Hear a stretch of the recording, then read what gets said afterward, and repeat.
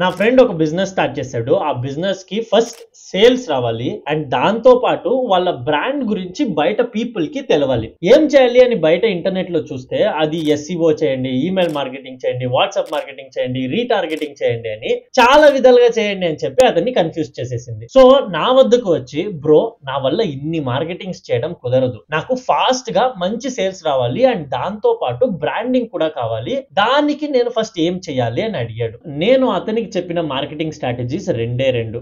ఆ రెండిటితోనే వాళ్ళకి ఇప్పుడు మంచి రెస్పాన్స్ అనేది వస్తుంది. అందులో ఫస్ట్ స్ట్రాటజీ కంటెంట్ మార్కెటింగ్. నేను ఫస్ట్ మీరు కంటెంట్ స్ట్రాటజీ మీద ఫోకస్ చేయాలి బ్రో అని చెప్తే అతను నాకు ఒక లుక్ ఇచ్చి కంటెంట్ క్రియేట్ చేయమంటున్నావు అంతే కదా బ్రో, దీన్ని చెప్పడానికి నువ్వే కావాలా, ఇది మాకు తెలీదా అనే విధంగా చూశాడు. నేను మళ్ళీ నవ్వుతూ మీ కంటెంట్ స్ట్రాటజీ ఏంటి బ్రో అని అడిగా. మేము డైలీ మా బిజినెస్ గురించి కొన్ని బ్యానర్స్ క్రియేట్ చేసి మా ఇన్స్టాగ్రామ్ లో పోస్ట్ చేస్తాం అండ్ దాన్నే వాట్సాప్ స్టోరీలో కూడా పోస్ట్ చేస్తాం అన్నాడు. నేను ఇంకా ఎలా రెస్పాండ్ కావాలి అని తెలియకుండా ఒక షాకింగ్ లుక్ ఇచ్చి రెస్పాండ్ అయ్యే లోపలే సమ్టైమ్స్ రీల్స్ కూడా పోస్ట్ చేస్తాం బ్రో, ఇప్పుడు ఏఐ రీల్స్ ట్రై చేస్తున్నాం, మేము మీమ్స్ కూడా పోస్ట్ చేస్తాం బ్రో అన్నాడు. అసలు దేని గురించి పోస్ట్ చేస్తారు బ్రో అని అడిగితే మా కంపెనీ గురించి పోస్ట్ చేస్తాం బ్రో అన్నాడు. అతనికి అండ్ బయట చాలా మందికి కంటెంట్ మార్కెటింగ్ గురించి ఒక చిన్న క్లాస్ కావాలి అని నాకు అర్థమైంది. బేసిక్గా కంటెంట్ మార్కెటింగ్ రెండు రకాలు. Number 1 educational and entertainment. మీరు ఎన్ని రకాలైన కంటెంట్ క్రియేట్ చేసినా మ్యాక్సిమం అది ఈ రెండు అంబ్రెల్లాస్ కిందే వస్తుంది, అంటే ఈ రెండు కేటగిరీస్ లోపలే వస్తుంది. సో బిఫోర్ మీరు ఒక కంటెంట్ను క్రియేట్ చేసే ముందు యాజ్ ఎ బిజినెస్ ఓనర్గా మీకు కొన్ని తెలిసిండాలి. అదేంటంటే మీరు ఏ ప్రోడక్ట్ ఆర్ సర్వీస్ని సెల్ చేస్తున్నారు. ఇది చాలా ఆబ్వియస్ క్వశ్చన్, బట్ ఒక్క ప్రోడక్ట్ ఆర్ సర్వీస్ను ఫస్ట్ తీసుకోండి. మీరు మల్టిపుల్ ప్రోడక్ట్స్ ఆర్ సర్వీసెస్ను సెల్ చేస్తుండొచ్చు, బట్ ఒక్క ప్రోడక్ట్ను ఫస్ట్ తీసుకోండి అండ్ దాని మీద ఫోకస్ చేయండి. Take your hero product. అదైన తర్వాత ఏ ప్రాబ్లమ్ను ఆ ప్రోడక్ట్ సాల్వ్ చేస్తుంది, ఇవి రెండు ఇంటర్లింక్డ్ ఉండాలి. The bigger the problem the better your product and service and the better your response will be. So మీరు సాల్వ్ చేయాలి అనుకుంటున్న ప్రాబ్లం యొక్క పెయిన్ పాయింట్ చాలా ఎక్కువగా ఉంటే మీకు వచ్చే రెస్పాన్స్ కూడా అంతే బెటర్ ఉంటుంది. ఫైనలీ ఈ రెండింటినీ కనెక్ట్ చేసి మీరు క్రియేట్ చేసే ఆఫర్ ఏంటి. చాలా మంది బిజినెస్ ఓనర్స్ మర్చిపోయే ఒక మేజర్ థింగ్ ఏంటంటే అది ఈ offer. Make sure you create a damn good offer. Me product గురించి కానీ మీ సర్వీస్ గురించి కానీ మీరిచ్చే ఆఫర్ ఎలా ఉండాలంటే ఆ ఆఫర్ విన్న తర్వాత ఆపోజిట్ బయ్యర్కి ఎందుకు బై చేయకూడదు అనే క్వశ్చన్కి ఆన్సర్సే ఉండకూడదు. అన్ని క్వశ్చన్స్కి మీరు మీ ఆఫర్లో టిక్ మార్క్స్ ఇవ్వాలి. బయట ఉన్న మీ కాంపిటీటర్స్తో అందరితో కూడా కంపేర్ చేస్తే మీ ఆఫర్ ది బెస్ట్ ఉండాలి. అలాంటి ఆఫర్స్ని స్లోగా డెవలప్ చేయడం నేర్చుకోండి. సో ఈ 3 క్వశ్చన్స్కి మీ వద్ద ఆన్సర్ ఉందంటే then you will focus on content. Number 1 నేను ఆల్రెడీ చెప్పాను, content is 2 types, educational and entertainment. అలా ఉన్నా కూడా యాజ్ ఎ బిజినెస్ ఓనర్గా మీరు 3 టైప్స్ ఆఫ్ కంటెంట్స్ను క్రియేట్ చేయాలి. అందులో ఫస్ట్ 1 బ్రాండ్ కంటెంట్. ఈ బ్రాండ్ కంటెంట్ ఏంటంటే అది in house content. Me back ఎండ్లో మీ బ్రాండ్ గురించి మీరు చెప్పే స్టోరీ, ఇది బ్రాండ్ కంటెంట్. ఇది మీరు ఛాలెంజింగ్ అయినా తీసుకోవచ్చు, బ్యాక్ ఎండ్ జరిగే స్టోరీ చెప్పొచ్చు, మీ ప్రోడక్ట్ జర్నీ గురించి చెప్పొచ్చు, దేని గురించి అయినా చెప్పొచ్చు. బట్ మీ బ్రాండ్ సైడ్ నుంచి మీరు కంటెంట్ పోస్ట్ చేస్తూ ఉండాలి. ఎందుకు అంటే people wants to in this generation people wants to connect with that brand. బయట నేను ఈ బ్రాండ్ నుంచి పర్చేస్ చేశాను అని చెప్పుకోవాలనుకుంటారు.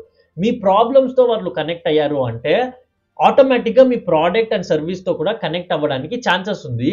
అలా కనెక్ట్ కాలేదు అంటే ఎవరికైతే వాళ్ళ సర్కిల్లో ప్రాబ్లం ఉందో ఆ ప్రాబ్లం ఉన్న పర్సన్కి మీ బ్రాండ్ను వాళ్ళు షేర్ చేస్తారు. సో ఆటోమేటిక్గా మీకు మంచి వ్యూస్ అండ్ రెస్పాన్స్ అనేది ఈ బ్రాండ్ అండ్ కంటెంట్ ద్వారా వస్తుంది. ఇది uses. On the other side ఈ కంటెంట్ క్రియేట్ చేయడం చాలా ఈజీ.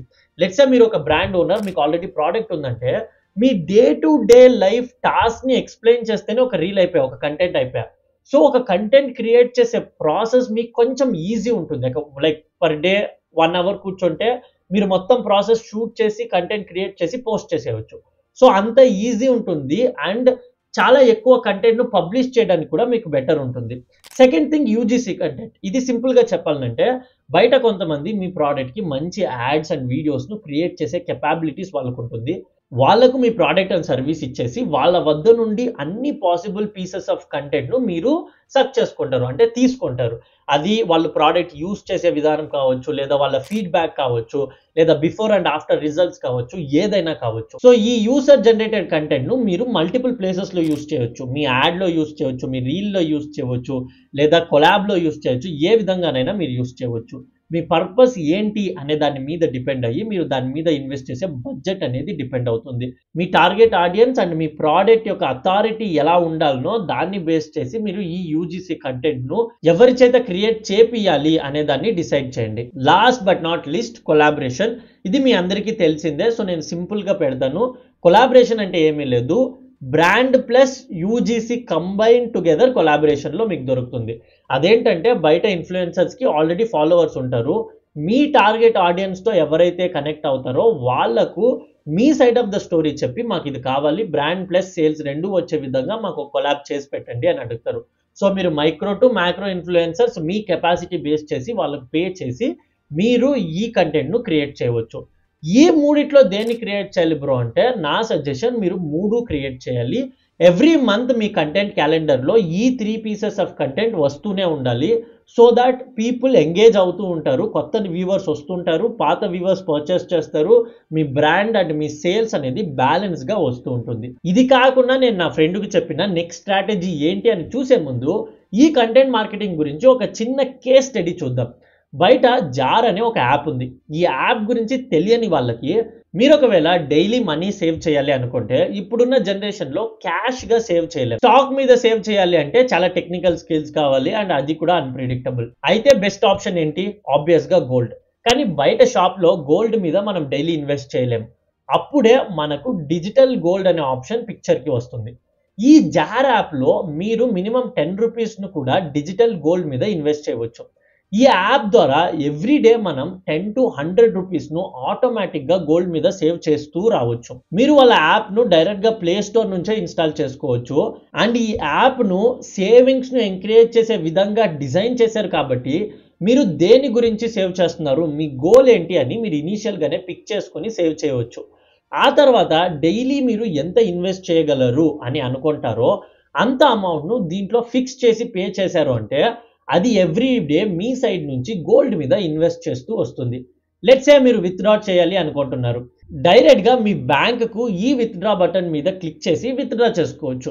లేదు నేను ఇన్వెస్ట్ చేసిన అమౌంట్ నుండి నేను ఫిజికల్ గోల్డ్ తీసుకోవాలి అంటే వాళ్ళ నాక్ అనే బ్రాండ్ నుండే మీ అమౌంట్కు మీరు ఫిజికల్ గోల్డ్ కూడా పర్చేస్ చేసుకోవచ్చు. దీంతో పాటు మీకు డైలీ స్పిన్స్లో ఫ్రీ కూపాన్స్, డిస్కౌంట్స్ వస్తుంది. అండ్ దాంతోపాటు మీరు రెఫర్ చేస్తే కూడా మీకు మనీ వస్తుంది. ఇది వాళ్ళ ప్రోడక్ట్ అండ్ వాళ్ళు ప్రొవైడ్ చేసే సర్వీస్. సో రోజుకు ఒక బిర్యానీ అమౌంట్ను సేవ్ చేద్దాం అని డిసైడ్ చేసి నేను ఈ యాప్ను ఇన్స్టాల్ చేసుకొని ఇన్వెస్ట్ చేశా. మీరు కూడా చెయ్యాలి అనుకుంటే ఆ యాప్ యొక్క లింక్ డిస్క్రిప్షన్లో ఇస్తా, చెక్ చేసి చూడండి. ఇప్పుడు నేను వీళ్ళ యాప్కు చేసింది ఒక కొలాబరేషన్ కంటెంట్. వాళ్ళ బ్రాండ్కి మార్కెటింగ్ వచ్చింది అండ్ దాంతోపాటు వాళ్ళ ప్రోడక్ట్ బాగుండడం వల్ల వాళ్ళు సాల్వ్ చేస్తున్న ప్రాబ్లం మనలో చాలా మందికి జెన్యూన్గా కనెక్ట్ అవ్వడం వల్ల మీలో చాలా మంది వాళ్ళ యాప్ను యూజ్ చేస్తే వాళ్ళకి మంచి రెస్పాన్స్ వచ్చినట్లే కదా. ఇది కాకుండా వాళ్ళు వాళ్ళ యూట్యూబ్లో other educational type of content and పాడ్కాస్ట్ను కూడా పోస్ట్ చేస్తున్నారు, which comes to UGC plus collab. So నేను నా ఫ్రెండ్కు చెప్పిన second strategy social media marketing. ఇక్కడ హైలైట్ ఏంటంటే నా friend already social media marketing చేస్తుండే. సోషల్ మీడియా మార్కెటింగ్ అంటే ఇన్స్టాగ్రామ్ అండ్ ఫేస్బుక్లో యాడ్స్ రన్ చేయడం. అలా సోషల్ మీడియాలో యాడ్స్ రన్ చేస్తున్నా వాళ్ళకు ఎంక్వైరీస్ వచ్చేది, బట్ కన్వర్ట్ అయ్యే వాళ్ళు కాదు. సమ్ టైమ్స్ ఫేక్ లీడ్స్ వచ్చేది. స్లోగా లీడ్స్ కౌంట్ డిక్రీస్ అయింది అండ్ వాళ్ళ బడ్జెట్ కూడా ఇంక్రీస్ అయింది. బట్ అంత గ్రేట్ రిజల్ట్స్ అనేది వాళ్ళకి వచ్చేదే కాదు. వాళ్ళ సోషల్ మీడియా మార్కెటింగ్ స్ట్రాటజీను అనలైజ్ చేసిన తర్వాత వాళ్ళు 2 ప్లేసెస్లో మిస్టేక్ చేస్తుంటాయి. నంబర్ 1, ఒకే యాడ్లో అన్ని ప్రోడక్ట్స్ అండ్ సర్వీసెస్ను సెల్ చేయడానికి ట్రై చేయడం. నంబర్ 2, వాళ్ళ యాడ్. యాజ్ ఎ బిజినెస్ ఓనర్గా మీరు యాడ్ చేస్తున్నారు అంటే మీకు ఒక క్లారిటీ ఉండాలి. ఈ యాడ్ ఏ ప్రోడక్ట్ ఆర్ ఏ సర్వీస్ కోసం అండ్ దీనికి నేను బెస్ట్ ఆఫర్ ఎలా క్రియేట్ చేయగలను అని.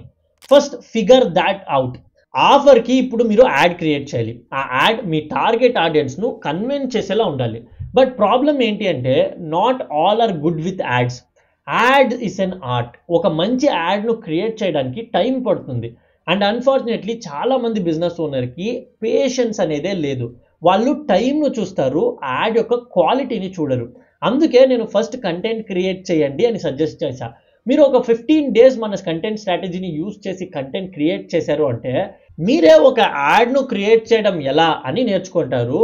అండ్ దాంతోపాటు యూజీసీ అండ్ కొలాబ్ కంటెంట్ కూడా మీకు ఉండడం వల్ల దాన్ని కూడా మీ యాడ్స్లో యూజ్ చేసుకోవచ్చు.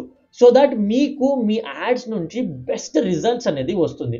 సి ఐఎమ్ నాట్ టెల్లింగ్ మీరు కంపల్సరీ ఇలానే చేయాలని, బట్ ఇలా చేస్తే ద ప్రొబాబిలిటీ ఆఫ్ విన్నింగ్ ఇస్ చాలా ఎక్కువ.